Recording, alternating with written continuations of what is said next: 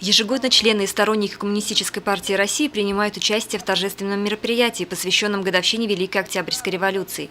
Этот год не стал исключением. Городское мероприятие, посвященное юбилейной дате, как и полагается, прошло у памятника Владимиру Ленину сегодня, 7 ноября. И именно в этот день, 25 октября по старому стилю, 100 лет назад в Петрограде произошло восстание, закончившееся провозглашением власти Советов, которое просуществовало в нашей стране 70 с лишним лет.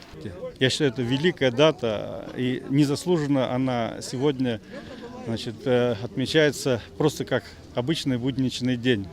В общем-то, если бы не было 100 лет назад Великой Октябрьской социалистической революции, то не было бы и нас сегодня. Не было бы завоевания победы в Великой Отечественной войне, не было бы выхода человека в космос.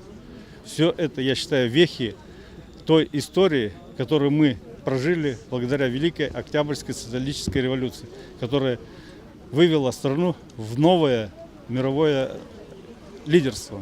Сегодня мы встречаем очень важный юбилей – столетие Великой Октябрьской социалистической революции.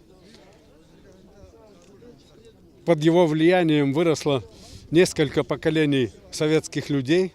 Этот праздник всегда любили, любят и сегодня. Это мероприятие сегодняшнее показало, что его помнят.